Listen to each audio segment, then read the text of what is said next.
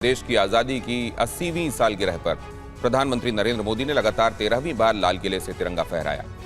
इस मौके पर पिछले 12 साल में बीजेपी सरकार के किए गए कामों और अगले 20 साल का रोड मैप पूरे देश के सामने रखा। आज उन्होंने सप्तधारा शक्ति की 7 शक्तियां गिनाई, तो वर्ल्ड इकोनॉमी और जंगी हालात के बीच भारत कैसे ग्लोबल पावर बन सकता है, यह भी बताया। साथ ही उन्होंने अर्बन नक्सलियों पर निशाना साधते हुए दिमागी नक्सल बताया। कहा कि देश को ऐसे लोगों से सावधान रहने की आवश्यकता है।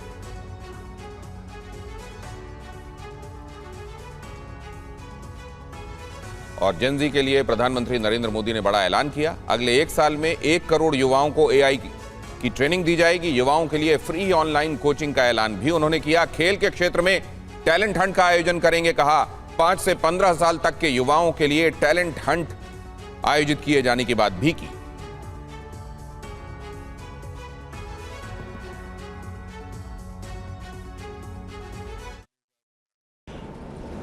हमने पिछले दिनों एआई इंपैक्ट समिट किया था। एआई का विस्तार बहुत तेजी से बढ़ रहा है।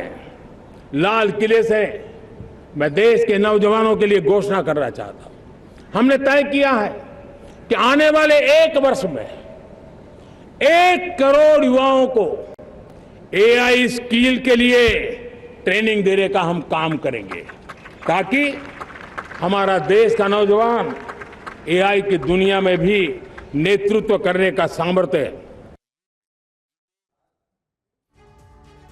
और हमारे साथ जुड़ने वाले मेहमान एक बार फिर से आपको बता दूं, अवधेश कुमार जी हमारे साथ लगातार बने हुए हैं। अरविंद मोहन जी वरिष्ठ पत्रकार, वो भी हमारे साथ बने हुए हैं। धनंजय गिरी प्रवक्ता हैं भारतीय जनता पार्टी के, हमारे साथ हैं। इसके अलावा हरिशंकर गुप्ता प्रवक्ता हैं कांग्रेस के, वो हमारे साथ जुड़ गए हैं। अभी तक ईशान त्यागी थे हमारे साथ, और साथ में आपको विक्रांत नजर आ रहे हैं, और रजनीश भी देखिए वो भी हमारे साथ जुड़ गए हैं। पहले अपने संवाददाताओं के साथ शुरुआत करता हूं और उसके बाद मेहमानों की तरफ चलेंगे। कुमार विक्रांत, आह्वान किया गया है कि नारी शक्ति वंदन, अब इसको मूर्त रूप देने का समय आ गया है। उन्होंने कहा है कि सारे विपक्षी दल भी इसमें साथ में आएं और सहयोग करें। 33% आरक्षण अब अमल में लाया जा सके, इसकी राह सुनिश्चित की जाए। जी, कांग्रेस पार्टी की ओर से साफ तौर पर कहा गया है कि प्रधानमंत्री केवल बयानबाजी कर रहे हैं, जुमलेबाजी कर रहे हैं। अगर ऐसा है तो 543 जो सीटें हैं उसमें 1/3 आरक्षण दे दीजिए महिलाओं को, और कल से ही लागू कर दीजिए, आज से ही लागू कर दीजिए। तो प्रधानमंत्री इसको परसीमन से जोड़ना चाहते हैं। और जहां तक दूसरी अहम बात है, मैं आपको दर्शकों को बता दूं कि राहुल गांधी और मल्लिकार्जुन खड़गे, जो कि दोनों सदनों में नेता हैं, वो इस कार्यक्रम में नहीं गए, जिसके बाद कांग्रेस के सूत्र ये कह रहे हैं कि वहां पर उनका अपमान किया जाता है, बैठने की सही व्यवस्था नहीं की जाती है। इसके चलते उन्होंने इस कार्यक्रम में वो दोनों नहीं पहुंचे हैं। तो ये अहम बात है, और कांग्रेस पार्टी की ओर से बार बार यही कहा जा रहा है कि प्रधानमंत्री ने अपना रिपोर्ट कार्ड नहीं दिया, एक बार फिर भविष्य के लिए जुमले बता दिए, सपने दिखा दिए। तो कांग्रेस पार्टी लगातार हमलावर है। उनसे बात करने के लिए, हमारे साथ बातचीत करने के लिए अलका लांबा मौजूद है। लाइव उनसे बात करते हैं। अलका जी, प्रधानमंत्री जब वहाँ भाषण दे रहे थे तो राहुल गांधी और खड़गे वहाँ नहीं गए, क्या कहेंगे? देखिए, राहुल गांधी जी गए थे पिछली बार, उनका अपमान हुआ। वो राहुल गांधी जी का अपमान नहीं था। नेता विपक्ष का आप अपमान करते हैं उस दिन, उस जगह से, ये स्वीकार किसी को भी नहीं है। आज 140 करोड़ का आबादी है हमारे देश की, आप और हम लाल किले नहीं पहुंच पाए तो क्या मतलब हुआ इसका, है ना? हर एक के गले दिल में तिरंगा बसा हुआ है। अगर तिरंगा किसी के हाथ में 50 साल तक नहीं था, अपमान किया, तो वो आरएसएस है, वो आरएसएस है। प्रधानमंत्री कह रहे हैं कि नारी शक्ति अधिनियम नियम अब सभी दल सहयोग करें और इसको जल्दी से जल्दी पारित करें। प्रधानमंत्री जी, सदन चलता रहा मानसून सत्र, आप आकर वहाँ ये बात करते ना, आप वहाँ से भाग लेकिन आए ही नहीं। आप डर रहे थे, आज सही जगह नहीं दी जाती, उचित व्यवहार नहीं होता, इसलिए नहीं गए। और दूसरी तरफ ये भी कि 140 करोड़ लोगों का देश है जो नहीं पहुंच पाया, इसका मतलब ये नहीं है कि उसके लिए, देश के लिए या स्वतंत्रता के समारोह के लिए वो उत्साहित नहीं है। लेकिन अब मैं हरिशंकर गुप्ता जी के पास जाऊंगा। हरिशंकर गुप्ता जी, विपक्ष तो अपनी मौजूदगी ही यहाँ नहीं रख रहा है, और आप आह्वान कर रहे हैं कि आएं और नारी शक्ति वंदन को मूर्त रूप दिया जाए। देखिए कि ये मेन इशू नहीं है कि राहुल गांधी और खड़गे जी, हमारे जो कांग्रेस के अध्यक्ष हैं, दोनों ही एलओपी में हैं अपने अपने सदन में, वो वहां पर नहीं गए। पिछली बार गए थे, उस समय वो जो अवसर था पिछली बार जाने का, वो बहुत ज्यादा अच्छा नहीं था। उस समय हमारे एलओपी को सही स्थान नहीं मिला, बैठने की जगह नहीं दी गई और अपमान के तरीके से किया गया। ये कभी भी नहीं हुआ इतिहास के। एलओपी एक तरफ तो बीजेपी ये बोलती है कि प्रधानमंत्री के समकक्ष होता है, उनकी शेडो होता है, और दूसरी तरफ एलओपी को आप इस ढंग से ट्रीट करते हैं, इस ढंग से अपमान करते हैं।